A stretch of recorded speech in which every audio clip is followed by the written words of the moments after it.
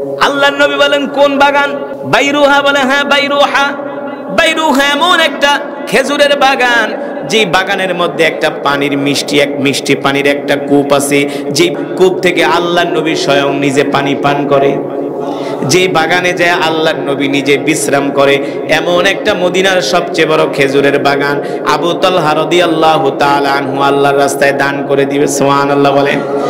এ মুসলমান, শুধু খেজুরের বাগান আল্লাহর রাস্তায় দান করেন নাই আবু তালহা।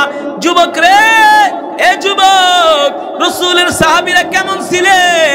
রাসূলের সাহাবীরা আল্লাহর জমিনে দ্বীন কায়েমের জন্য কেমন পাগল পারা ছিলেন রে যুবক। মক্কা থেকে 3000 কাফের আসছে মদিনায় হামলা করার জন্য। আল্লাহর নবী এই দৃশ্য দেখা সাহাবীদেরকে ডাক দিলেন, এ সাহাবীরা, মক্কা থেকে 3000 কাফের আসতেছে মদিনায় হামলা করার জন্য। তোমরা কে কে আসো, তাড়াতাড়ি করে তোমাদের ডাল তরবারি নিয়ে ময়দানে বের হয়ে পড়ো। আল্লাহর নবীর এক ডাকে 800 সাহাবী নিজের জীবনকে আল্লাহর রাস্তায় শহীদ করার জন্য তারা তরবারি নিয়ে রাস্তায় নেমে গেলেন, জিহাদের ময়দানে চলে আসলেন। আল্লাহু আকবার। 800 সাহাবী তরবারি নিয়ে ময়দানে চলে আসলেন।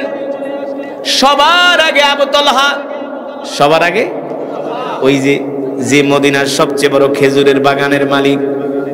একে তো খেজুরের বাগান শুধু আল্লাহর রাস্তায় দান করে নাই, জিহাদের ময়দানেও তাকে প্রথম কাতারে পাওয়া গেছে। সবার আগে আগে আবু তালহা নিজের তরবারিটা উপরে উঠায় আর ঘুরায়। সাহাবীরা ডাক দিয়া বললেন, আবু তালহা, তুমি তো জান্নাত কামাই করে ফেলেছো। নিজের সবচেয়ে আদরের বাগান, প্রিয় বাগান বাইরুহা আল্লাহর রাস্তায় দান করে দিছো। জিহাদের ময়দানেও তুমি সবার প্রথম কাতারে। এ আবু তালহা, তুমি এইভাবে তোমার তরবারি ঘুরাইতেছে কোনো কারণটা কি? আবু তালহা বলে, আমি তরবারি এই কারণে ঘুরাইতেছি, জিহাদের ময়দানে আমি শিকারের অপেক্ষায় আছি। জিহাদের ময়দানে আমি কিসের অপেক্ষায় আছি? শিকারের অপেক্ষায় আছি। কি শিকার? কি শিকার? মাছ শিকার? হ্যাঁ, পাখি শিকার? কেমন ঈমান ছিল রাসূলের সাহাবীদের, এইভাবে তরবারি নাড়ায়। আর সাহাবীরা প্রশ্ন করে, আবু তালহা, জান্নাত তো কামাই করে ফেলেছো। একে তো তুমি তোমার সবচেয়ে বড় বাগান আল্লাহর রাস্তায় দান করে দিছো বাইরুহা, আবার আসছো জিহাদের ময়দানে সবার প্রথম কাতারে, তরবারি ঘুরাইতেছো কিসের অপেক্ষায়? বলে, একটা একটা করে কাফের ধরবো আর জাহান্নামে পাঠিয়ে দিব। আল্লাহু আকবার। জোরে বলেন আল্লাহু আকবার। আল্লাহর নবী 8000 মুসলমান সৈনিক নিয়ে উহুদের ময়দানে মুজাহিদ নিয়ে চলে গেলেন। কাফেরদের সাথে তুমুল যুদ্ধ শুরু হয়ে গেল। কাফেরদের সাথে তুমুল লড়াই শুরু হয়ে গেল। মক্কার কাফেররা মুসলমানদের উপরে আক্রমণ শুরু করে দিলেন। আল্লাহ নবী নির্দেশ দিলেন, আর কোনো কথা নাই। রাসূলের সাহাবীরাও তরবারি দিয়ে আঘাত শুরু করে দিলেন। আল্লাহু আকবার। এমন আঘাত, বৃষ্টির মতো মুসলমানরা তীর ছুড়তেছে কাফেরদের দিকে। মাত্র আধা ঘন্টার মধ্যে যুদ্ধের মোড় পাল্টে গেল। আধা ঘন্টাও মক্কার কাফেররা ময়দানে টিকতে পারল না। আধা ঘন্টার মধ্যে তারা ময়দান ছেড়ে পালিয়ে গেল। আধা ঘন্টার মধ্যে মক্কার কাফেররা ময়দান ছেড়ে পালিয়ে গেল। সাহাবী আবু তালহা রাদিয়াল্লাহু তাআলা আনহু বাজ পাখির মতো দুর্বার গতিতে কাফের দিকে ছুটে চলতেছেন আর কাফেরদের দিকে তীর ছুটতেছেন। এক একটা তীর নিক্ষেপ করে আবু তালহার তীরের নিশানা এক একটা মক্কার কাফেরদের মাথার ভিতরে যায় লাগে। আল্লাহু আকবার। যেখানেই তীর লাগে সেখান থেকে আর মক্কার কাফেররা দাঁড়াতে পারে না, সেখানেই তারা জাহান্নামে চলে যায়। এইভাবে করে যুদ্ধ লাগতে শুরু করলো, যুদ্ধ চলতে শুরু করলো। কিছুক্ষণের মধ্যে দেখা গেল মদিনার 800 সাহাবীর সামনে মক্কার 3000 কাফের কুলাতে পারল না। তারা যুদ্ধের ময়দান ছেড়ে পলায়ন করলো। যুদ্ধের ময়দান ছেড়ে তারা পালিয়ে গেছে। 800 মুসলমানের সামনে, মুজাহিদের সামনে 3000 মক্কার কাফের টিকতে পারল না। কেন পারল না? কারণ 800 মুসলমান তারা ছিল ঈমানওয়ালা মুসলমান। ঠিক কিনা বলেন?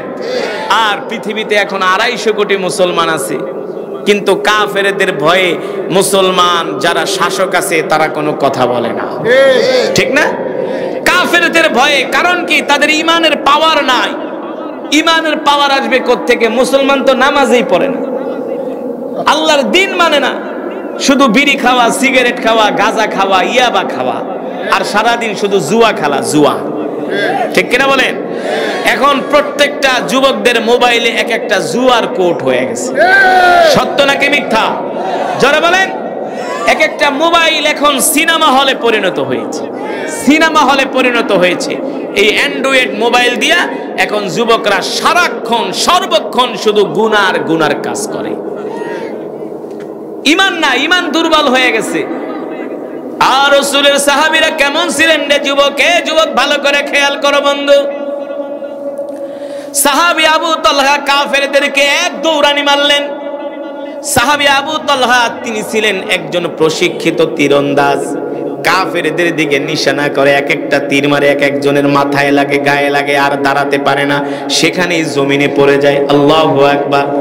এইভাবে করে মক্কার 3000 কাফের আধা ঘন্টার মধ্যে ময়দান থেকে পালালো।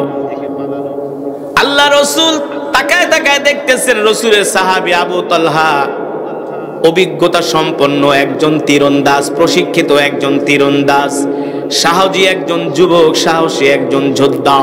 তিনি কিভাবে মক্কার কাফেরদের দিকে তীর ছুটতেছে, এই দৃশ্য দেখে আল্লাহ রসুল তার উপর খুশি হয়ে গেছে। সাহাবী আবু তালহাকে ডাক দিয়ে বলে, বাহ মাশাআল্লাহ সাহাবী, আজকে আমি তোমার যুদ্ধের কৌশল দেখে অভিভূত হয়েছি। সুবহানাল্লাহ বলেন। একে তো নিজের প্রিয় বাগান আল্লাহর রাস্তায় দান করে দিছে, আবার আসছে যুদ্ধের ময়দানে। সুবহানাল্লাহ। আল্লাহর নবী তার উপরে খুশি। এ মুসলমান, যখন মক্কার কাফেররা যুদ্ধের ময়দান থেকে পলায়ন করে মক্কায় চলে গেল, তারা আর ফিরে আসে না। বিকাল হয়ে যায়, সন্ধ্যা হয়ে যায়, ফিরে আসে না। সাহাবীরা মনে করলেন মক্কার কাফেররা আসবে না, তারা ভয়ে পালায়ে গেছে। কিন্তু এমন একজন সেনাপতির নেতৃত্বে তারা আবার যুদ্ধের ময়দানে ফিরে আসলো, যার নাম হলো খালিদ বিন ওয়ালিদ রাদিয়াল্লাহু তাআলা আনহু। তিনি এখনো কালেমা পড়ে মুসলমান হন নাই। খালিদ বিন ওয়ালিদ আল্লাহ রাসূলের এমন একজন সাহাবী যিনি কোনোদিন যুদ্ধের ময়দানে হারে নাই। যুদ্ধের ময়দানে কোনোদিন তিনি হারে নাই। খালিদ ইবনুল ওয়ালিদ তিনি তখনও কালেমা পড়ে মুসলমান হয় নাই। মক্কার কাফেররা তার নেতৃত্বে সুসংগঠিত হয়ে যখন সূর্য ডুববে ডুববে এমন একটা সময় তারা উহুদ পাহাড়ের পিছন থেকে আবার মুসলমানদের উপরে অতর্কিত হামলা করে বসলো। তারা যে অতর্কিত হামলা করলো, তাদের উদ্দেশ্য ছিল, টার্গেট ছিল আল্লাহর নবীকে দুনিয়ার জমিন থেকে বিদায় করে দেওয়া। আল্লাহর নবীকে দুনিয়ার জমিন থেকে বিদায় করে দেওয়া তাদের উদ্দেশ্য ছিল, টার্গেট ছিল। নাউজুবিল্লাহ বলেন। মক্কার কাফেররা আবার 3000 কাফের, তারা আবার তাদের সৈন্য সামন্ত বাড়িয়ে মুসলমানদের উপর অতর্কিত উহুদের পাহাড়ের পিছন থেকে তারা হামলা শুরু করে দিল। এই দৃশ্য দেখলেন সাহাবী আবু তালহা দূর থেকে, দেখতেছে মক্কার কাফেররা আল্লাহর নবীকে টার্গেট করে তীর নিক্ষেপ করতেছে। সাহাবী আবু তালহার আর বুঝতে বাকি রইল না, মক্কার কাফেরদের টার্গেট হলো আল্লাহর নবী। এই দৃশ্য দেখে সাহাবী আবু তালহা দৌড়ে আল্লাহ রাসূলের কাছে চলে আসলেন। আল্লাহর নবীর ডান হাত ধরে বলল, গো নবীজি আপনি আমার পিছনে দাঁড়ান, মক্কার কাফেরদের টার্গেট হলো আপনাকে দুনিয়ার জমিন থেকে বিদায় করে দেওয়া। নাউজুবিল্লাহ। কিন্তু আল্লাহর নবী, আমি যুদ্ধের ময়দানে আপনাকে আশ্বস্ত করতেছি, যতক্ষণ পর্যন্ত আবু তালহার 2টা হাত বাহুর সাথে লেগে আছে ততক্ষণ পর্যন্ত আল্লাহর নবীর গায়ে একটা তীরের আঘাত তো দূরের কথা, একটা ফুলের টোকা আমি লাগতে দিব না।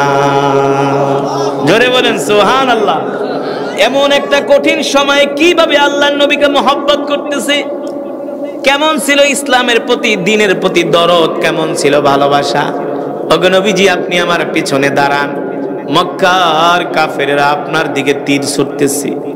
ওগো নবীজি আমি আবু তালহা তীরের আঘাত খেতে খেতে শহীদ হয়ে যাব, কিন্তু আমার কলিজার টুকরা নবীর গায়ে একটা ফুলের টোকাও লাগতে দিব না।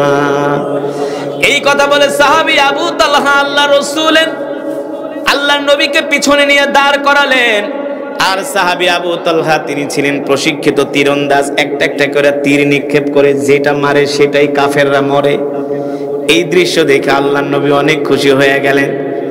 এক পর্যায়ে তীর মারতে মারতে মক্কার কাফেরেরা সাহাবী আবু তালহাকে ঘিরে ধরলেন। সাহাবী আবু তালহার এই বাম হাতটা মক্কার কাফেররা তরবারি দিয়া এক আঘাতে কেটে ফেললেন, কিন্তু সাহাবী আবু তালহা থামে না, ডান হাত দিয়া তিনি তরবারি চালাইতেছেন। আল্লাহু আকবার। ডান হাত দিয়া তরবারি চালাইতেছেন আর মক্কার কাফেরদেরকে হত্যা করতেছেন। যখন যুদ্ধ থেমে গেল, দেখা গেল সাহাবী আবু তালহার শরীরের মধ্যে একটা দুইটা তিনটা না ৭০টার উপরে তীরের আঘাত, তরবারির আঘাত লেগেছে। ৭০টার উপরে তীরের আঘাত, তরবারির আঘাত সাহাবীর গায়ে লেগেছে। আল্লাহু আকবার। আর আমরা কি মুসলমান, কিভাবে আল্লাহর নবীকে আমরা মুখ দেখাবো? হাসরের ময়দানে আল্লাহর নবী ডাক দিবে, ইয়া উম্মতি ইয়া উম্মতি ইমশি মাই, চলো চলো আমার সাথে জান্নাতে চলো। সেই দিন সব মুসলমানগুলো আল্লাহর নবীর সাথে জান্নাতে যেতে চাইবে। আল্লাহর নবী বলবে, না না না, তুই আমার উম্মত না, তুই আমার উম্মত না। তুই যদি আমার উম্মত হতি, দেখ আমার সাহাবীদের দিকে তাকায় দেখ, আমার এক একটা সাহাবীর হাত নাই, কারো পা নাই, কারো কান নাই, কারো চোখ নাই, কারো নাক নাই, কারো কলিজা নাই, কারো দুই হাতই নাই, কারো দুই পাই নাই। দেখ আমার সাহাবীরা আল্লাহর জমিনে দ্বীন কায়েমের জন্য কত কষ্ট করেছে, ঠিক কিনা বলেন? নারায়ে তাকবীর, নারায়ে তাকবীর। বিশ্বের মুসলিম আর আমরা গরু খাওয়া মুসলমান ঠিক মতো নামাজই পড়ি না। কথা কেনা? নামাজের জন্য ডাকলে কয় আমার লুঙ্গি ভালো না, নামাজের জন্য ডাকলে কয় আমার প্যান্ট ভালো না। হ্যাঁ, এটারও একটা উদাহরণ দিই। এই যে রাসূলের সাহাবী আবু তালহা, মনে আছে নাকি? যার বয়ান করতেছি এতক্ষণ পর্যন্ত, সাহাবীদের বয়ান এই কারণে করতেছি যে তাদের জীবনী শুনলে আমাদের ঈমান বাড়বে, ঠিক কিনা বলে? দ্বীনের প্রতি, ইসলামের প্রতি, আমাদের নামাজ পড়ার প্রতি আগ্রহ বাড়বে। যুবকদেরকে যদি ডাক দেয়, এ যুবক আসো আসো মসজিদে আসো, কয় হুজুর আমার লুঙ্গি ভালো না, প্যান্ট ভালো না, শরীর ভালো না। মনে হয় হ্যাঁ শরীর খারাপ হয়েছে, আছে কি আছে না? নামাজের জন্য ডাকলে আমার শরীর ভালো না, আমার লুঙ্গি ভালো না, আমার প্যান্ট ভালো না। এই সমস্ত কথা বলে কি আল্লাহর আদালত থেকে মাপ পাওয়া যাবে? হ্যাঁ। অথচ রাসূলের সাহাবীরা কেমন ছিলেন? এই যে আবু তালহা নিজের প্রিয় বাগানটা আল্লাহর রাস্তায় দান করে দিছে। শুধু নিজের প্রিয় বাগান আল্লাহর রাস্তায় দান করেন নাই, জিহাদের ময়দানে আইসা নিজের হাত কোরবানি করছে। শরীরের মধ্যে ৭০টা তীরের আঘাত, তরবারির আঘাত খেয়েছে, তারপরেও যুদ্ধের ময়দান থেকে যায় নাই, ঠিক কিনা বলে? এই আবু তালহা রাদিয়াল্লাহু তাআলা আনহুর যত সম্পদ ছিল, সব সম্পদ আল্লাহর রাস্তায় দান করে দিছে রে যুবক। এই যুবক সব সম্পদ আল্লাহর সাহাবী, আল্লাহর পয়গম্বরের সাহাবী আবু তালহা রাদিয়াল্লাহু তাআলা আনহু সব সম্পদ আল্লাহর রাস্তায় দান করে দিছে। এখন আর কোনো সম্পদ নাই। আবু তালহার বাজার করার মতো কোনো টাকা নাই, এমনকি গায়ের কাপড় কিনা পর্যন্ত কোনো টাকা নাই। আল্লাহর নবী প্রতিদিন ফজরের নামাজের ইমামতি করেন। সব সাহাবীরা আল্লাহর নবীর পিছনে ফজরের নামাজ আদায় করে, কিন্তু সাহাবী আবু তালহা প্রতিদিন ফজরের নামাজ পড়ার সাথে সাথে বাড়িতে চলে আসে। প্রতিদিন আল্লাহর নবী ফজরের নামাজের পরে কোরআনের বয়ান করেন। সব সাহাবীরা বৈশা বৈশা কোরআনের বয়ান শোনে, কিন্তু সাহাবী আবু তালহা বসে না। সাহাবীরা যায় নালিশ করছে, ওগো নবীজি আপনি প্রতিদিন ফজরের পরে কোরআনের বয়ান করেন, আমরা সবাই মিলা শুনি, কিন্তু আবু তালহা একদিনও বসে না, বাড়িতে চলে যায়। আল্লাহর নবী ডাক দিয়া বলে, কারণ কি? আবু তালহা কি আমার উপর রাগ করছে নাকি? আল্লাহর নবী ডাক দিলেন, এই আবু তালহা এদিকে আসো, তুমি নাকি প্রতিদিন ফজরের নামাজ পড়ার পরে সালাম ফিরানোর সাথে সাথে বাড়িতে চলে যাও। সাহাবী আবু তালহা বলে, ওগো আল্লাহর নবী না, আমি প্রতিদিন বাড়িতে চলে যাই। আল্লাহর নবী বলে, আজকে যাবে না, তোমার সাথে আমার নামাজের পরে কথা আছে। আল্লাহর নবী ফজরের নামাজের ইমামতি করতে লাগলেন। সালাম ফিরালেন, আসসালামু আলাইকুম ওয়া রাহমাতুল্লাহ, আসসালামু আলাইকুম ওয়া রাহমাতুল্লাহ। সাহাবী আবু তালহা আজকে আর বাড়িতে যায় না, মসজিদে নববীতে বসে আছে। আল্লাহর নবী ডাক দিলেন, তাআলাউ ইয়া আবু তালহা, এ আবু তালহা এদিকে আসো। আবু তালহা রে শোনো, প্রতিদিন ফজরের পরে আমার সব সাহাবীরা আমার কোরআনের মজমায় বসে, তুমি কেন বসো না? কারণ কি? আবু তালহা, আমি কি তোমার মনে কষ্ট দিছি নাকি? এই কথা বলার সাথে সাথে সাহাবী আবু তালহার চোখ দিয়া ঝরঝর করে পানি পড়তেছে। আল্লাহর নবী ডাক দিয়া বলে, লিমা তাবকি আবু তালহা, এ আবু তালহা কাঁদো কেন, কাঁদো কেন, কাঁদো কেন? আমি কি তোমাকে কান্নার কোনো কথা বলেছি? সাহাবী আবু তালহা বলে, ওগো আল্লাহর নবী, আপনি এটা কি বললেন? আপনি আমার মনে কষ্ট দিয়েছেন। ফিদাকা আবি ওয়া উম্মি ইয়া রাসূলুল্লাহ, ওগো নবীজি, আপনার জন্য আমার বাবা কুরবান হয়ে যাক, আপনার জন্য আমার জান কুরবান হয়ে যাক। আল্লাহু আকবার। আপনার উপর আমি রাগ করব, এত বড় সাহস কি আবু তালহার আছে নাকি? যে আবু তালহা ছিল মূর্তি পূজক, যে আবু তালহা ছিল জাহান্নামী, আপনাকে দেখে আপনার প্রেমে পাগল হইয়া কোরআন শুনে আবু তালহা কালেমা পড়ে মুসলমান হয়েছে। শুধু কালেমা পড়ে আবু তালহা মুসলমান হয় নাই, আপনার মহব্বতে আবু তালহার প্রিয় বাগান বাইরুহাটা আল্লাহর রাস্তায় দান করে দিছে।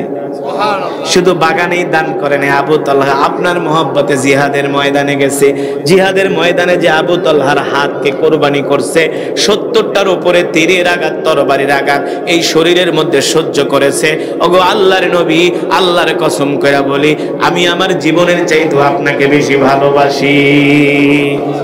সুবহানাল্লাহ বলেন, আরে জোরে বলেন সুবহানাল্লাহ।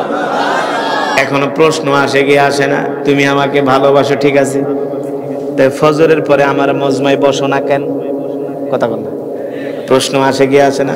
তুমি আমার জন্য এত কিছু করলা, এত কোরবানি করলা, তো সব সাহাবীরা ফজরের পরে আমার মজমায় বসে, তুমি কেন বসো না? তুমি কেন বাড়িতে চলে যাও? প্রশ্ন আসে কি আসে না?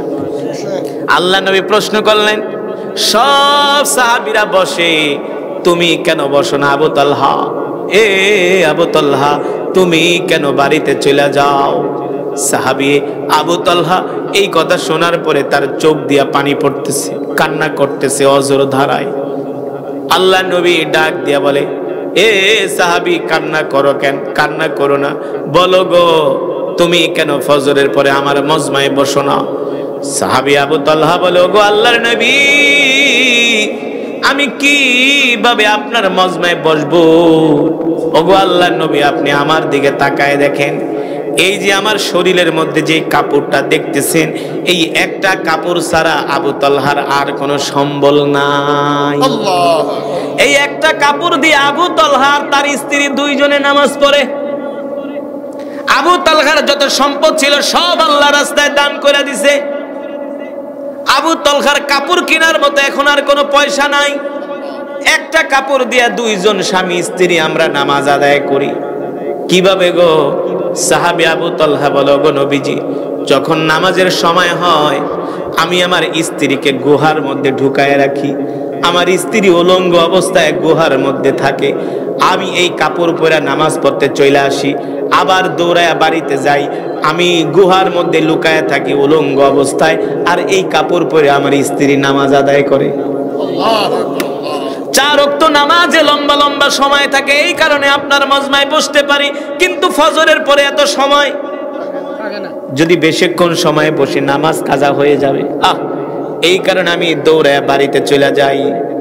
আমি বাড়িতে যে গুহার মধ্যে ঢুকা যাই, গুহার মধ্যে ঢোকার পরে আমি আমার কাপড়টা আমার স্ত্রীকে দেই, ওই কাপড় পরে আমার স্ত্রী ফজরের নামাজ আদায় করি। এই কথা শোনার পরে আল্লাহর নবী নিজেও কান্না করতেছেন আর বলতেছেন, এ আবু তালহা, তুমি ছিলা মদিনার সবচেয়ে বড় খেজুরের বাগানের মালিক। আল্লাহ তাআলা কোরআনুল কারীমে আয়াত নাজিল করেছে, লান তানালুল বিররা হাত্তা তুনফিকু মিম্মা তুহিব্বুন। তোমরা কি আখিরাত কামাই করতে চাও? বেশি বেশি কামাই করতে চাও, আল্লাহকে সন্তুষ্ট করতে চাও, তোমরা তোমাদের প্রিয় বস্তুটা আল্লাহর রাস্তায় দান করে দাও। এ আবু তালহা, তুমি আল্লাহর কোরআনের আয়াত নাজিল হওয়ার পরে তোমার সব সম্পদ আল্লাহর রাস্তায় দান করে দিছো। আবু তালহা, দান করে দিয়া তুমি নিঃস্ব হয়ে গেছো, এখন কাপড় কেনার মতো পয়সা তোমার কাছে নাই। আবু তালহা, কষ্ট পেও না, কষ্ট পেও না, এর চাইতে উত্তম কাপড় আল্লাহ আমার আবু তালহার জন্য জান্নাতের মধ্যে রেডি করে রেখেছে। জোরে বলেন আল্লাহু আকবার, আরে জোরে বলি আল্লাহু আকবার। আমরা আল্লাহ রাসূলের সাহাবী আবু তালহার মতো হতে চাই কি চাই না? জোরে বলেন, চাই কি চাই না? রাজি আছেন? এই সাহাবী এক কাপড় দিয়া স্বামী স্ত্রী দুইজন নামাজ আদায় করে। শুধু এখানেই শেষ নয়, আবু তালহার বয়স হয়ে গেছে 70 বছর। কয় বছর? যুদ্ধের ময়দানে ডাক আসছে, 70 বছর বয়সে বৃদ্ধ সাহাবী আবু তালহা সেই সময়ে তিনি জিহাদের ময়দানে যাওয়ার জন্য পাগল হয়ে গেছে, ডাল আর তরবারি নিয়ে রেডি হয়ে গেছে। 70 বছর বয়স, 70 বছর বয়স রাসূলের সাহাবী আবু তালহা, তিনি ডাল আর তরবারি নিয়ে প্রস্তুত হয়ে গেছে যুদ্ধের ময়দানে যাওয়ার জন্য। আবু তালহার আত্মীয় স্বজন বলে, আপনি এখন কেন যুদ্ধে যাবেন? আপনি তো বয়স হয়ে গেছে, আমরা আপনার পক্ষ থেকে যুদ্ধে যাই, আপনি বাসায় থাকেন, শেষ বয়সে একটু আরাম করেন। কয়, না, আমি আমার এই জীবনটা আল্লাহর রাস্তায় কোরবানি করে দিতে চাই। সেই 70 বছর বয়সে আবু তালহা যুদ্ধের ময়দানে বের হয়ে গেলেন। রাসূলের সাহাবীরা একটা নৌ অভিযানে বের হয়েছিলেন, নৌ অভিযানে বের হয়েছে, তিনিও তাদের সাথে যুদ্ধের ময়দানে যাবে, তিনিও সেই জাহাজে উঠছে, যুদ্ধ করার জন্য যাবে। যখন জাহাজ সমুদ্র দিয়ে চলতেছে, চলতে চলতে আবু তালহা অসুস্থ হয়ে গেছে। অসুস্থ হয়ে তিনি ওই জাহাজের মধ্যে ইন্তেকাল করছে। তিনি আল্লাহর কাছে দোয়া করতেন, আল্লাহ আল্লাহুম্মা রযুকনি শাহাদাতান ফি সাবিলিক ওয়াজআল মাউতি ফি বালাদি রাসূলিক। আল্লাহ রাসূলের শিখানো দোয়া। উম্মত, আল্লাহ তাআলার কাছে বেশি বেশি দোয়া করো যে আল্লাহ আপনি আমাদেরকে হয় জিহাদের ময়দানে মৃত্যু দেন, নয়তো মদিনার মাটিতে মৃত্যু দেন। সাহাবী আবু তালহা বের হয়ে গেছে যুদ্ধের ময়দানে। যখন তিনি জাহাজে উঠছেন, জাহাজটা একদিন চলার পরে দ্বিতীয় দিন থেকে তিনি অসুস্থ হতে হতে ওই জাহাজের মধ্যেই তিনি ইন্তেকাল করছে। তার লাশ একদিন না, 2 দিন না, 3 দিন না, 4 দিন না, 5 দিন না, 6 দিন না, 7 দিন পর্যন্ত আবু তালহার লাশ ওই জাহাজের মধ্যে পড়েছিল, একটু পচেও নাই, একটু গলেও নাই। ওই লাশ থেকে কোনো গন্ধ বের হয় নাই, যেমন লাশ তেমন আছে। তারপরে সাহাবীরা একটা দ্বীপ পেলেন, সেই দ্বীপের মধ্যে সাহাবী আবু তালহাকে সেখানে দাফন করে দিলেন। ও মুসলমান, এই ছিল রাসূলের সাহাবীরা। আমরা সেই রাসূলের উম্মত, যে উম্মতের জন্য আল্লাহর নবী কান্নাকাটি করেছেন, ইয়া উম্মতি ইয়া উম্মতি ইয়া উম্মতি। আজকে আমরা সেই রাসূলের উম্মত হয়ে রাসূলের সুন্নত মানি না, 5 ওয়াক্ত নামাজ পড়ি না। মান আহাব্বা সুন্নতি ফাকাদ আহাব্বানি ওয়া মান আহাব্বানি কানা মাই ফিল জান্নাহ। আল্লাহর নবী বলছেন, আমার যে উম্মত আমার সুন্নতগুলো জিন্দা করবে, আমি নবী সাথে করে তাদেরকে নিয়ে জান্নাতে যাব। সুবহানাল্লাহ। রাসূলের সুন্নত কি? আফসুস সালাম ওয়া আতঈমুত তুআম। এক মুসলমান আরেক মুসলমানকে সালাম দিবে, ঠিক কিনা বলেন? ওয়া আতঈমুত তুআম, ক্ষুধার্তদেরকে খাওয়াবে। লিনুল কালাম, এক মুসলমান আরেক মুসলমানের সাথে নরম ভাষায় কথা বলবে। কি ভাষায়? কোমল ভাষায়, নরম ভাষায় কথা বলবে। আজকে আমাদের মুসলমানের চরিত্র এমন ভাবে নষ্ট হয়ে গেছে, আমরা মানুষের সাথে সুন্দর আচরণটা পর্যন্ত করতে পারি না। মানুষের মনে আমরা কষ্ট দেই, ঠিক কিনা বলেন? যদি আপনি কোনো মানুষের মনে কষ্ট দেন, আপনার দুনিয়াও বরবাদ, আখিরাতও বরবাদ। তাহলে আজকের মাহফিল থেকে আমরা এটাই প্রতিজ্ঞা করব, এটাই আমরা শপথ নিব, জীবনে যতদিন বাঁচবো আমরা কোনো মানুষের মনে কষ্ট দিব না। আর জীবনে যতদিন বাঁচবো 5 ওয়াক্ত নামাজ আমরা জামাতের সাথে আদায় করব। তার কারণ হলো রাসূলের সাহাবীরা এক কাপড় দিয়া স্বামী স্ত্রী 2 জনে নামাজ আদায় করেছেন, এক কাপড় দিয়া, ঠিক কিনা বলেন? তো আমরাও পারবো কি পারবো না 5 ওয়াক্ত নামাজ জামাতের সাথে আদায় করতে? কে কে রাজি আছে? হাত উঠে আল্লাহকে দেখায় দেই। লিল্লাহি তাকবীর। হাতগুলো সোজা করেন, সোজা করেন, সোজা করেন, তীরের মতো সোজা করেন, আর ওয়াদা করেন যে আল্লাহ, জোরে বলেন আল্লাহ, আরো জোরে বলেন আল্লাহ, ওয়াদা করলাম, ওয়াদা করলাম, ওয়াদা করলাম আর কোনোদিন নামাজ ছেড়ে দিব না, রসুলের সুন্নাত ছেড়ে দিব না। রাজি আছেন ইনশাআল্লাহ? রাজি আছেন ইনশাআল্লাহ? আল্লাহ তাআলা কবুল করুন। হাত নামান। 5 ওয়াক্ত নামাজ পড়বেন। 5 ওয়াক্ত কি করবেন? নামাজ পড়বেন জামাতের সাথে, তাকবীরুলের সাথে। এ ভাই, নামাজ পড়তে চান না, এখন যদি মারা যান দেখবেন এই রাতের মধ্যেই কবরে ঢুকায় দেওয়া হবে। সর্বোচ্চ সকাল 9টা নাকি এর উপরে রাখবে। একটা মানুষ যখন মারা যায় কি হয় জানেন? সর্বপ্রথম তার নামটা বিলুপ্ত হয়ে যায়। আপনি যত কোটি টাকার মালিক হন, যত বড় সম্পদশালী হন, যত বড় নেতা হন, যত বড় পাওয়ারফুল লোক হন, আপনি এখন মারা যাবেন, ঘোষণা করবে অমুক হাওলাদার, অমুক তালুকদার, অমুক চৌধুরী, অমুক খান মারা গেছে, জামাল উদ্দিন, কামাল উদ্দিন, জয়নাল আবদিন মারা গেছে। এই ঘোষণাটা মাইকে হতে দেরি, আপনার আত্মীয় স্বজন আইসা বলবে না জামাল উদ্দিন, কামাল উদ্দিন, জয়নাল আবদিন কোথায়, বলবে যে লাশটা কোথায়। কি কোথায়? কি কোথায়? সর্বপ্রথম আপনার নাম বিলুপ্ত হয়ে যাবে, আপনার নাম নেওয়ার মতো মানুষ থাকবে না, আপনাকে লাশ বলবে, লাশ বলবে। ডেড বডিটা কোথায়? ঠিক কিনা বলেন? মরদেহটা কোথায়? সুতরাং এই পৃথিবী থাকার জায়গা না। এত অহংকার করেন না, এত অহংকার করবেন না। মারামারি, কাটাকাটি, হানাহানি, হিংসা, বিদ্বেষ এগুলো বাদ দেন। আল্লাহ তাআলা সৃষ্টি করেছেন ওয়ালাকাদ কাররামনা বানি আদম, মাটি দিয়া বনি আদম সৃষ্টি করেছে। মাটির মানুষ মাটির মতোই চলতে হবে। ঠিক কিনা বলেন? আপনি মাটিতে আঘাত করেন, মাটি কোনো কথা বলে না, উফ আহ শব্দ করে না। আমরাও সেই মাটির মানুষ। এই দুনিয়াতে এমন ভাবে আমাদেরকে বাঁচতে হবে, এই দুনিয়া ছেড়ে আমাদেরকে চলে যেতে হবে। যতদিন দুনিয়ায় আসি আমরা এমন জীবন গঠন করব যাতে ইন্তেকালের পরে মানুষ আমাদের জন্য দোয়া করে। ঠিক কিনা বলেন? এই কারণে কবি বলেছেন, এমন জীবন তুমি করিবে গঠন, মরিলে হাসিবে তুমি, কাঁদিবে ভুবন। ঠিক কিনা বলেন? যদি মানুষের সাথে সুন্দর আচরণ করেন, সুন্দর ব্যবহার করেন, ইন্তেকালের পরে মানুষ আপনার জন্য চোখের পানি ফেলে দোয়া করবে। এই কারণে আসুন আমরা 5 ওয়াক্ত সালাত জামাতের সাথে আদায় করি। কোনো মুসলমানের মনে, কোনো মানুষের মনে আমরা কষ্ট দিব না। সবার সাথে আমরা সুন্দর আচরণ করি, সবার সাথে আমরা সুন্দর ব্যবহার করি। আর যে রসুলের সাহাবী আবু তালহা আল্লাহর জমিনে দিন কায়েমের জন্য নিজের সব সম্পদ দান করে দিয়েছে, জিহাদের ময়দানে গিয়েছেন, কত কষ্ট করেছেন, সেই সাহাবীদের আদর্শে যেন আমরা আদর্শিত হতে পারি। আল্লাহ তাআলা আমাদের সকলকে তৌফিক দান করুন। কিন্তু দুরুদ এমন এক আমল, এমন এক ইবাদত, আল্লাহ তাআলা ডাক দিয়া বলে, হাবিব আপনার নামে দুরুদ শুধু আমার ফেরেশতারাই পড়ে না, শুধু আপনার নামে দুরুদ পড়ে না, ইন্নাল্লাহু ওয়া মালাইকাতাহু ইউসাল্লুনা আলান নবী, শুধু ফেরেশতারাই পড়ে না, আমি আল্লাহও আপনার নামে দুরুদ পড়ি। সুবহানাল্লাহ। যদি আল্লাহ তাআলা নবীর নামে দুরুদ পড়ে, তার আপনার আমার কি দরকার ছিল সারা দিন রাত শুধু দুরুদ পড়া? কেন পড়বেন দুরুদ? একবার দুরুদ শরীফ পড়লে আল্লাহ তাআলা সাথে সাথে 10টা গুনাহ মাফ করে দেয়। কয়টা গুনাহ মাফ করে দেয়? 10টা, সাথে সাথে 10টা গুনাহ মাফ। মান সাল্লা আলাইয়া ওয়াহিদান সাল্লাল্লাহু আলাইহি ওয়াসাল্লাম আশারা, আল্লাহ রাসূল বলছেন সাথে সাথে 10টা গুনাহ মাফ। সুবহানাল্লাহ। আল্লাহ তাআলা তার উপরে 10 বার রহমত নাজিল করেন। কয়বার রহমত নাজিল করেন? 10 বার। জান্নাতে যাওয়ার জন্য তার পথ 10 কদম আগায় দেয়। সুবহানাল্লাহ বলেন। তাহলে দুরুদ পড়বেন তো বেশি করে।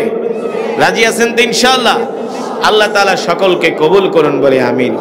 মুসলমান, আজকে আপনারা কোরআনের মজমায় আসতে চান না, আপনাদেরকে মসজিদে পাওয়া যায় না, দাওয়াত ও তাবলীগের কাজে পাওয়া যায় না, দিনের কোনো কাজে পাওয়া যায় না। আজকে মুসলমান যুবকদেরকে পাওয়া যায় বাংলা সিনেমা দেখার আড্ডায়, তাদেরকে পাওয়া যায় ক্রিকেট খেলার দেখার আড্ডায়, তাদেরকে পাওয়া যায় রাত 3টা বাজে জেগে জেগে মেসি আর রোনাল্ডোর ফুটবল খেলা দেখি। ঠিক কিনা বলেন? অথচ মুসলমান, আল্লাহ রাব্বুল আলামিন আমাদেরকে সৃষ্টি করেছেন একমাত্র তার ইবাদত করার জন্য। ঠিক কিনা বলেন? কার ইবাদত? একমাত্র আল্লাহ তাআলার ইবাদত করার জন্য আল্লাহ তাআলা আমাদেরকে সৃষ্টি করেছেন। তার গোলামি করার জন্য আমাদেরকে আল্লাহ তাআলা সৃষ্টি করেছেন। আজকে আমরা দিনের কাজ করি না, আল্লাহর বিধান মানি না, কোরআনের বিধান মানি না, আল্লাহর জমিনে কোরআনের বিধান কায়েম করার জন্য আমরা চেষ্টা করি না। অথচ মুসলমান যুবক, রাসূলের সাহাবীরা কেমন ছিলেন? আল্লাহ রাসূলের সাহাবীরা আল্লাহর জমিনে দ্বীন কায়েমের জন্য তাদের জান মাল আল্লাহর রাস্তায় কোরবানি করে দিয়েছে। ঠিক কিনা বলেন? আমি যে বয়ান আয়াত দিয়া বয়ান শুরু করলাম, লান তানালুল বিররা হাত্তা তুনফিকু মিম্মা তুহিব্বুন ওয়া মা তুনফিকু মিন শাইইন ফাইন্নাল্লাহা বিহি আলিম। ও যুবক, দেখো রাসূলের সাহাবীরা কেমন ছিল। আল্লাহর কোরআনের আয়াত নাজিল হওয়ার পরে সাহাবীরা পাগল পারা হয়ে গেছে। আল্লাহ তাআলা কোরআনুল কারীমের মধ্যে বলছেন, লান তানালুল বিররা হাত্তা তুনফিকু মিম্মা তুহিব্বুন। তোমরা যারা আল্লাহর সন্তুষ্টি অর্জন করতে চাও, তোমরা তোমাদের প্রিয় বস্তুটাকে আল্লাহর রাস্তায় দান করে দাও। কে বলছেন? আল্লাহ তাআলা। কে বলছেন? তোমরা যারা আল্লাহর সন্তুষ্টি অর্জন করতে চাও। কার সন্তুষ্টি? এই জোরে বলেন, কার? এই কোরআনের মজমায় আসলে খুশি হয় কে? আল্লাহ। আর বেজার হয়? বেজার হয়? খুশি হয়? বেজার হয়? যারা কোরআনের মজমায় আসে না তারা শয়তানকে খুশি করতে চায়। এখনো যারা চায়ের দোকানে বসে চা খাইতেছে, বাংলা সিনেমা দেখতেছে, ওরা শয়তানের গোলাম। ঠিক কিনা বলেন? আর যারা কোরআনের মজমায় বৈশা কোরআন শুনছে তারা হলো আল্লাহর গোলাম। ও মুসলমান যুবক, আমি যতক্ষণ পর্যন্ত কোরআনুল কারীমের তেলাওয়াত করেছি, আপনারা শ্রবণ করেছেন, এক একটা হরফে 10টি করে নেকি পেয়েছেন। আল্লাহর নবী বলে, আমার মুখের কথা না, আলিফুন ওয়া লামুন ওয়া মিমুন ওয়া হারফুন। কেউ যদি কোরআনুল কারীমের 3টা শব্দ তেলাওয়াত করে, আল্লাহ তাআলা তার আমলনামায় 30টা নেকি দান করে। শুধু এখানেই শেষ নয়, এই মজমায় যারা উপস্থিত হয়েছেন সকলেই এক খতম করে করে কোরআনুল কারীমের সওয়াব পেয়েছেন। কিভাবে বলতে পারবেন? কিভাবে? আমি সূরাতুল ইখলাস 3 বার পড়েছি। মাশাআল্লাহ। কয়বার? আল্লাহর নবী বলেন, তিরমিজির বর্ণনায় আসছে, কেউ যদি সূরাতুল ইখলাস 3 বার তেলাওয়াত করে, আল্লাহ তাআলা তার আমলনামায় এক খতম কোরআনুল কারীমের সওয়াব দান করে। কয় খতম? ও মুসলমান, এত বড় অফার, এত বড় সুযোগ কোন মুসলমান ছাড়তে পারে না। যেই মুসলমান ছাড়ে, ওর মতো কপাল পোড়া আসমানের নিচে আর জমিনের উপরে হতে পারে না। ঠিক কিনা বলেন? যেটা বলছিলাম, আল্লাহ তাআলা কোরআনুল কারীমের আয়াত নাজিল করার পরে রাসূলের সাহাবীরা পাগল পারা হয়ে গেছে, কিভাবে তারা আল্লাহর সন্তুষ্টি অর্জন করবে। আল্লাহ নবীর একজন সাহাবী যার নাম হলো আবু তালহা, তিনি হলেন মদিনার একজন আনসারী সাহাবী। নাম কি? জোরে বলেন। হযরত আবু তালহা রাদিয়াল্লাহু তাআলা আনহু আল্লাহর রাসূলের একজন সাহাবী, মদিনার আনসারী সাহাবী। এই আবু তালহা ছিলেন মদিনায় যত ধনী মানুষ আছে তাদের মধ্যে অন্যতম। এই যুবক, তুমি আর কয় টাকার মালিক? তোমার বাপ আর কয় টাকার মালিক? রাসূলের সাহাবী আবু তালহা, তিনি কালেমা পড়ে এখনো মুসলমান হন নাই। আবু তালহা ছিলেন একজন আরবদের মতোই মূর্তি পূজক, কিন্তু রাসূলের কোরআন শুনে কালেমা পড়ে মুসলমান হয়ে গেছে। সুবহানাল্লাহ। হ্যাঁ, রাসূলের চরিত্র দেখে, ইসলামের সৌন্দর্য দেখে কালেমা পড়ে মুসলমান হয়ে গেছে। সুবহানাল্লাহ বলেন। এই রাসূলের সাহাবী আবু তালহা রাদিয়াল্লাহু তাআলা আনহু, আল্লাহু আকবার। কোরআনুল কারীমের আয়াত নাজিল হয়েছে, আনসারী সাহাবী পাগল পারা হয়ে গেছে, কিভাবে আল্লাহর সন্তুষ্টি অর্জন করা যায়। আজকে তো আমরা আল্লাহর সন্তুষ্টি অর্জন করতে চাই না, আমরা শয়তানকে খুশি করতে চাই। এমন মুসলমান আছে কি আছে না? আছে কি আছে না? মসজিদের কাছে চায়ের দোকান, মাত্র মসজিদ থেকে 20 হাত দূরে চায়ের দোকান, অথচ মসজিদে নামাজে জামাতে মুসল্লি নাই, চায়ের দোকানে মানুষের অভাব নাই। সঠিক নাকি ব্যাঠিক? সত্য নাকি মিথ্যা? চায়ের দোকানে বৈশা বৈশা বাংলা সিনেমা দেখে, অথচ 20টা কদম দিলে যায় মসজিদে নামাজ পড়তে পারে। ঠিক কিনা বলেন? ওরা শয়তানের ওয়াসওয়াসায় পড়ে গেছে, শয়তানের প্রচনায় পড়ে গেছে, শয়তানের ধোকায় পড়ে গেছে। শয়তান বলে, যাইস না যাইস না যাইস না, বৈশা বৈশা বাংলা সিনেমা দেখ। আল্লাহ বলতেছেন, হাইয়া আলাস সালাহ, নামাজের দিকে আয়, হাইয়া আলাল ফালাহ, কল্যাণের দিকে আয়। কিন্তু আল্লাহর ডাকে সাড়া না দিয়ে শয়তানের ডাকে সাড়া দিতেছে। ঠিক কিনা বলে? এই মুসলমানের সংখ্যা সমাজে বেশি না কম? আরো জোরে বলেন। এই মুসলমানের সংখ্যা এই সমাজের ভিতরে বেশি, ঠিক কিনা বলেন? আমি যদি আজকের এই মাহফিলে যতজন মানুষ আছেন ডাক দিয়া যদি জিজ্ঞেস করি কয়জন এশারের নামাজ পড়ছেন, এখানে যারা আছেন ম্যাক্সিমামই দেখা যাবে যে এশারের নামাজ পড়ে নাই, ঠিক কিনা বলেন? আর ফজরের নামাজ তো বাদই দিলাম। ফজরের নামাজে গ্রামগঞ্জে 2-3 জন 5 জনের বেশি মুসল্লি হয় না? হ্যাঁ, আমরা সবই জানি। মুসলমান, কিভাবে আমরা আল্লাহকে সন্তুষ্ট করব? অথচ রাসূলের সাহাবীরা কেমন পাগল পারা ছিলেন। আল্লাহ তাআলা কোরআনের আয়াত নাজিল করে দিয়েছে, যদি তোমরা আল্লাহ তাআলার সন্তুষ্টি অর্জন করতে চাও, তোমাদের প্রিয় বস্তুটা আল্লাহর রাস্তায় দান করে দাও। যদি বেশি বেশি নেক আমল করতে চাও, কামাই করতে চাও, তোমার প্রিয় জিনিসটা আল্লাহর রাস্তায় দান করে দাও। সুবহানাল্লাহ। এই আয়াত নাজিল হওয়ার পরে রাসূলের সাহাবী আবু তালহা দৌড়ায়া মসজিদে নববীতে আসলেন আল্লাহ রাসূলের কাছে। সুবহানাল্লাহ বলেন। দৌড়ায়া আল্লাহ রাসূলের কাছে আসলেন, ওগো নবীজি, আমি আল্লাহ তাআলার সন্তুষ্টি অর্জন করতে চাই। আল্লাহ রাসূল বললেন, ভালো খবর, তুমি কিভাবে তুমি আল্লাহর সন্তুষ্টি অর্জন করতে চাও? সাহাবী আবু তালহা বলে, ওগো আল্লাহর নবী, মদিনার সবচেয়ে বড় যেই খেজুরের বাগান, ওই খেজুরের বাগানের মালিক হলাম আমি, আর ওই বাগানের নাম হলো বাইরুহা। ওগো আল্লাহর নবী, আমি চাই আমার এই বড় বাগানটা আল্লাহর রাস্তায় দান করে দিব। বলি আমিন। এই মাহফিল, এই মাজমাকে আল্লাহ তাআলা ভরপুর কামিয়াবি দান করুন, বলি আমিন। দুরূদ শরীফ পড়ি। আল্লাহুম্মা সাল্লি আলা মুহাম্মদ ওয়া আলা আলি মুহাম্মদ। দোয়া না করে যাবেন না, বসেন, সবাই বসেন, দোয়া করে যান। কামা সাল্লাইতা আলা ইব্রাহিম ওয়া আলা আলি ইব্রাহিম ইন্নাকা হামিদুম মাজিদ।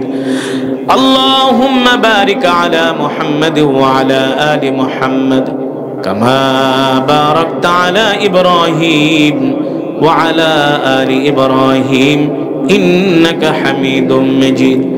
আস্তাগফিরুল্লাহ আস্তাগফিরুল্লাহ আল্লাযী লা ইলাহা ইল্লা হুয়াল হাইয়ুল কাইয়্যুম ওয়া আতুবু ইলাইহি। লা হাওলা ওয়ালা কুওয়াতা ইল্লা বিল্লাহিল আলিয়্যিল আযীম। সুবহানাল্লাহ সুবহানাল্লাহি ওয়া বিহামদিহি সুবহানাল্লাহিল আযীম। আমরা সকলের জন্য দোয়া করব। আজকে যারা মাহফিলের আয়োজন করেছেন, বেগমাবাদ, হুগলাকান্দি, ওয়াসিল উদ্দিন, মুন্সিবাড়ি যুব সমাজের উদ্যোগে আজকের যে মাহফিল, অত্র এলাকার যুব সমাজদের জন্য দোয়া করব। আজকের মাহফিলের সভাপতি, প্রধান অতিথি, প্রধান মেহমান, বিশেষ অতিথি, আমন্ত্রিত ওলামায়ে কেরাম, আমন্ত্রিত অতিথি, সকলের জন্য আমরা দোয়া করব। আপনারা যারা দূর দূরান্ত থেকে আসছেন এই শীতের মধ্যে কষ্ট করে, সকলের জন্য আমরা প্রাণ খুলে দোয়া করব। বিশেষ করে আমাদের যাদের মা বাবা ইন্তেকাল করেছেন, আমরা আমাদের মা বাবা, দাদা দাদি, নানা নানির জন্য দোয়া করব। আপনি যদি আপনার মা বাবার জন্য দোয়া করেন, আপনার ইন্তেকালের পরে আপনার সন্তান আপনার জন্য দোয়া করবে। বুঝতে পারছেন? সোজা সাপটা কথা। আপনি যদি আপনার দাদা দাদির জন্য দোয়া করেন, নানা নানির জন্য দোয়া করেন, আপনার ইন্তেকালের পরে আপনার নাতিরা আপনার জন্য দোয়া করবে। আপনি যদি দোয়া না করেন, আপনার মৃত্যুর পরে আপনার জন্য কেউ দোয়া করবে না। কামা তাদিনু তুদানু, যেমন করবেন তেমন ফল পাবেন। এ কারণে আসুন আমরা সকলের জন্য দোয়া করি। যারা আত্মীয় স্বজন ইন্তেকাল করেছেন তাদের জন্য দোয়া করি। অনেক অসুস্থ রোগী আছেন, তাদের জন্য আমরা দোয়া করি। আমাদের দেশের জন্য দোয়া করি। সারা পৃথিবীর মুসলিম উম্মার জন্য আমরা দোয়া করি। আল্লাহুম্মা আমিন। আলহামদুলিল্লাহি রাব্বিল আলামিন। والصلاة والسلام على سيد الأنبياء والمرسلين وعلى آله وصحبه أجمعين. ربنا ظلمنا أنفسنا وإن لم تغفر لنا وترحمنا لنكونن من الخاسرين. ربنا آتنا في الدنيا حسنة وفي الآخرة حسنة وقنا عذاب النار. يا أول الأولين يا آخر الآخرين ইয়া যাল কুওয়াতিল মাতিন ইয়া রাহিমাল মাসাকিন ইয়া আরহামার রাহিমিন ইয়া আরহামার রাহিমিন ইয়া আরহামার রাহিমিন ইয়া আলিয়ুন ইয়া আযীমুন ইয়া হালিমুন ইয়া কারীম। মাবুদ মাওলা গো, আমরা নাফরমান, আপনি রহমান। আয় আল্লাহ, গুনার বোঝা মাথায় নিয়ে ভিক্ষুকের মতো দুইখানা হাত উঠিয়েছি। মাবুদ মাওলা গো, মেহেরবানি করে আপনি আমাদের তামাম জিন্দেগির গুনাহগুলো মাফ করে দেন। আয় আল্লাহ, আজকের এই মাহফিলের সওয়াব কোটি কোটি গুণ বাড়িয়ে প্যারা নবীজির সোনার মদিনায় পৌঁছে দেন, প্যারা নবীজির রওজায়ে আতহারে পৌঁছে দেন, প্যারা নবীজির পরিবার পরিজন আহলে বায়তদের আর রূহ পাকের হাদিয়া পৌঁছে দেন। মেহেরবানি করে আল্লাহ, বদরিন সাহাবী, উহুদের সাহাবী, খন্দকের সাহাবী, সমস্ত সাহাবা আজমাইনদের আর রূহ পাকের হাদিয়া পৌঁছে দেন।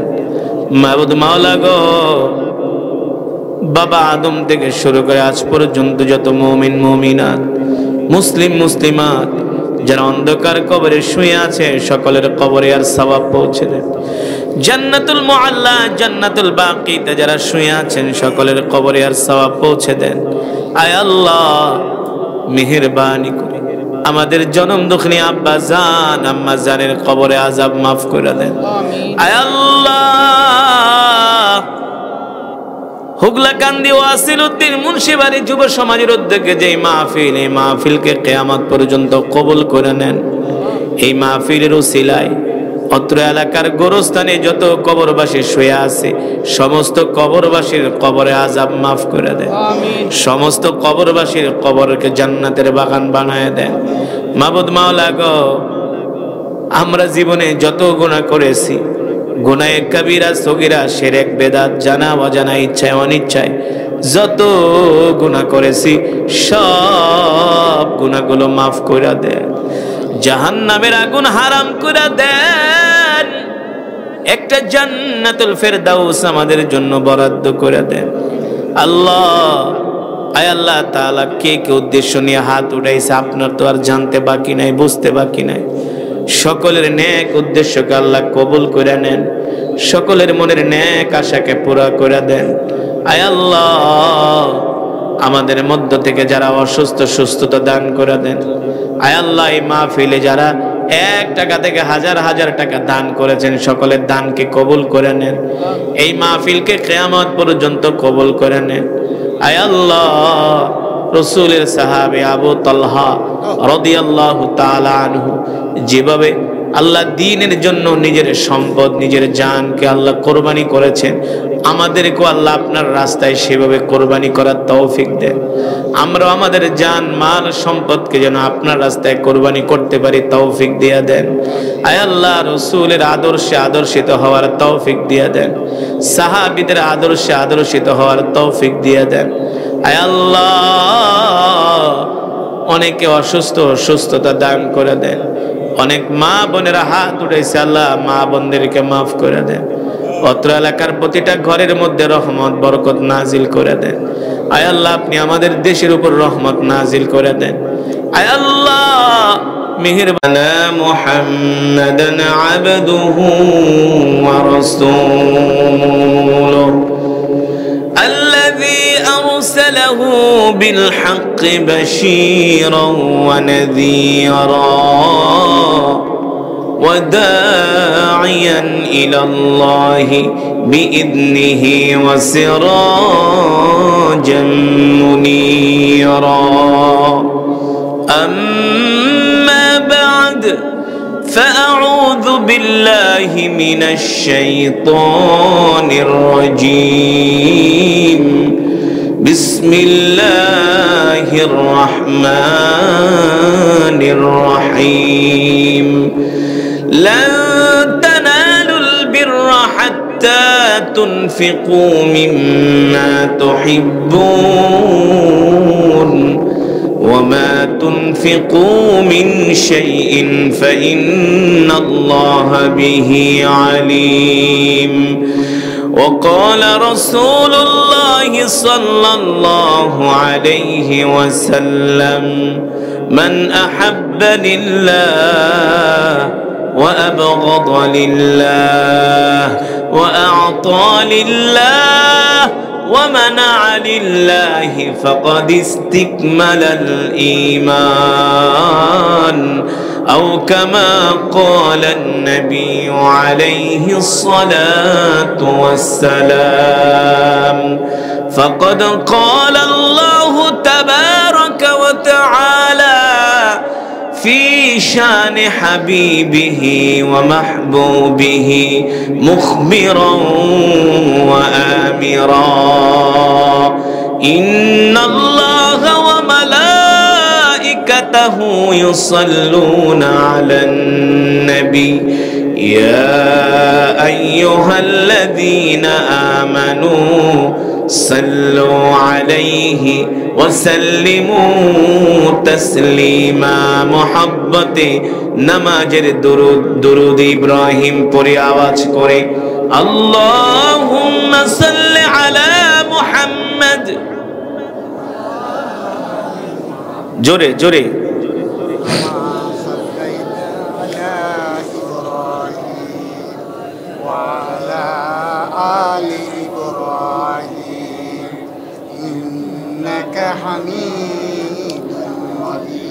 দুরূদ পড়তে কি কষ্ট হয়? যারা এই দুরূদটা পারে না ওরা নামাজও পড়ে না। যারা এই দুরূদ পারে না তারা নামাজ বেনামাজি, নামাজ পড়ে না। পড়বো কই থেকে? নামাজ পড়লে এই দুরূদ পারবে, ঠিক কিনা বলেন? যে দুরূদ পড়ার সময় চুপ করে থাকে, আস্তে আস্তে পড়ে, তার মতো বখিল এই জমিনের উপরে নাই।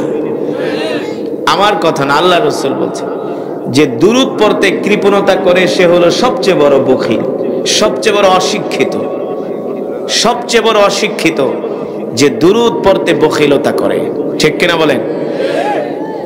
মুসলমান, দুরূদের ফজিলত কি জানেন?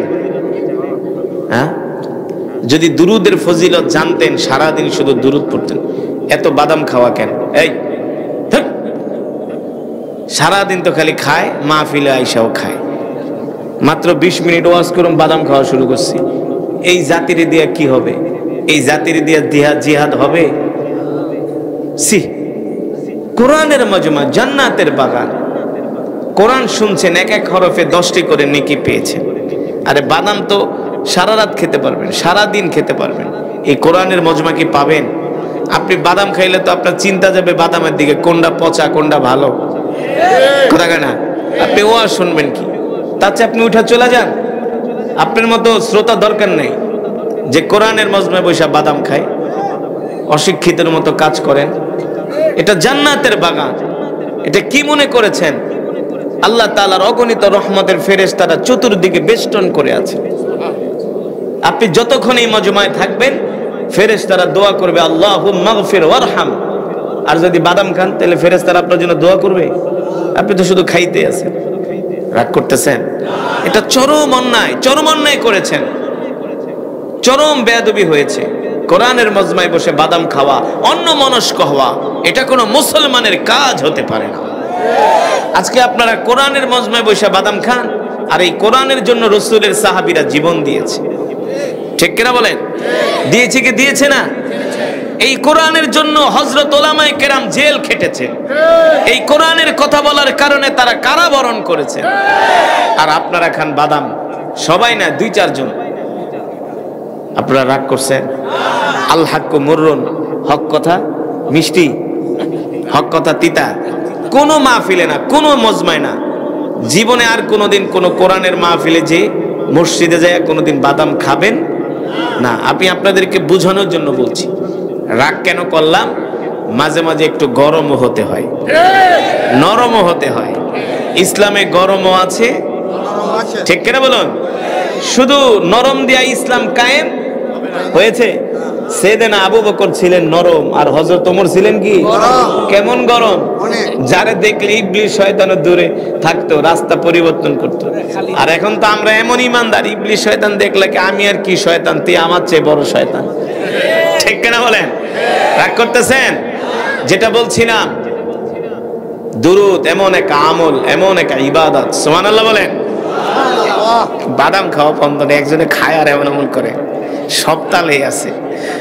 যাক, যদি আপনার খাইতে ভালো লাগে আপনি খান, আমার বলা আমি বলেছি, ঠিক কিনা বলেন? যেটা বলছিলাম, দুরূদ এমন এক আমল, এমন এক ইবাদত। আচ্ছা জোরে বলেন, এই দুনিয়ার মালিক কি? আসমানের মালিক, জমিনের মালিক, হায়াতের মালিক, রিস্কের মালিক। তার কি কোনো ইবাদত করার দরকার আছে? কয় আছে। সে কেন ইবাদত করবে? তার ইবাদত করার জন্য তো আল্লাহ আমাদেরকে সৃষ্টি করেছেন, ঠিক কিনা বলেন?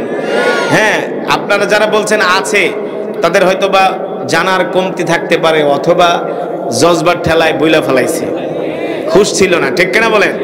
হ্যাঁ, যেটা বলছি, আল্লাহ তাআলার ইবাদত করার কোনো প্রয়োজন নেই, কারণ তার ইবাদত করার জন্য, তার গোলামি করার জন্য আল্লাহ তাআলা আমাদেরকে সৃষ্টি করেছেন, ঠিক কিনা বলেন? কিন্তু দুরূদ এমন এক আমল, এমন এক ইবাদত, আল্লাহ তাআলা ডাক দিয়া